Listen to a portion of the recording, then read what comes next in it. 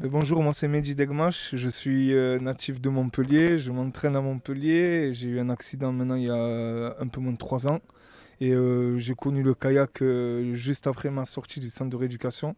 C'est un sport qui m'a bien plu et que du coup ben, voilà, j'ai bien apprécié et j'ai voulu monter en intensité et connaître le haut niveau dedans. Alors pourquoi tu es venu ici?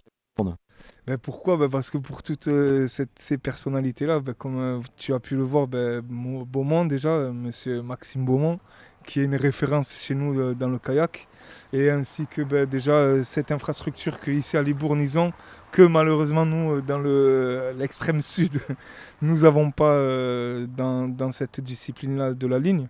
Et ben après aussi pour l'ambiance, car ben, il y a une très très jolie ambiance quoi.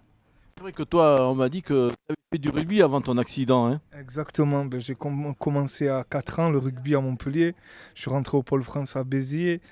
Premier contrat c'était à l'ASB du coup que j'avais fait. J'avais signé 3 ans là-bas et après de là je suis parti en Afrique du Sud où j'ai fait 4 saisons pleines chez les Blue Bulls. Et je me suis retrouvé juste avant mon accident encore. Je jouais en Australie dans le territoire du Nord.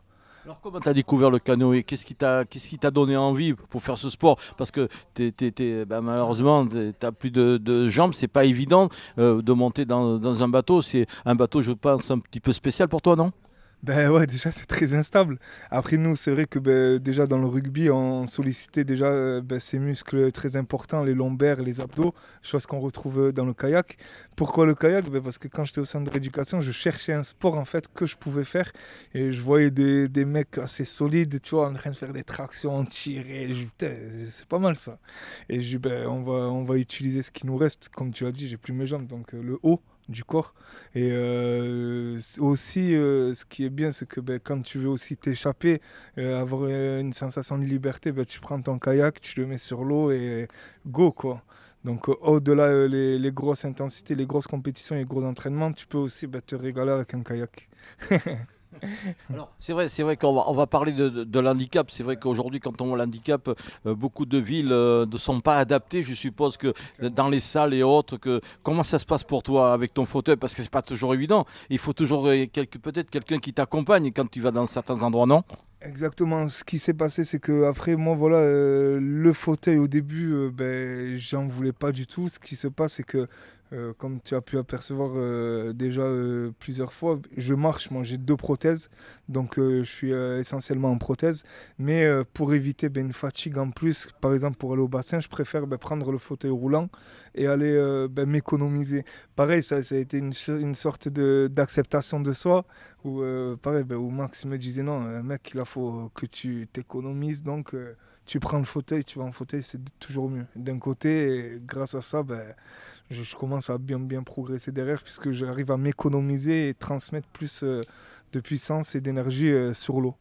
Donc on peut être handicapé, on peut faire du sport, vivre comme une autre personne normale en fait, hein, non? Exactement, je pense qu'il faut s'en donner les moyens, tu vois. Et après, c'est tout ben, dans l'entourage aussi qui est très important. J'ai une belle famille, une femme qui m'aime et voilà, qui est à fond dans mon projet avec mes enfants. Qui est pas évident parce que voilà, pendant la période scolaire, ils sont pas là. Après, je les prends avec moi et ils me suivent à travers l'Europe et le monde. Donc, ouais, c'est plutôt cool. Bon, ton aventure pour Libourne, qu'est-ce que tu vises pour ta venue pour ce rendez-vous là? Ben, moi, ce que je vis, c'est mon troisième titre, champion de France. Là, cette année, c'est renouvelé déjà.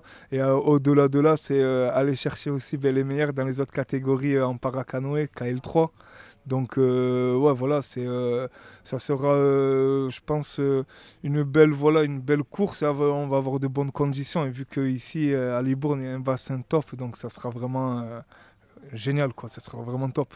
Alors une petite chose pour ces championnats, c'est pas bien sûr. On va dire aux gens qui ne connaissent pas, venez voir les gens qui ont un handicap, montrer cette force que vous avez que peut-être nous, Valir, on n'a pas.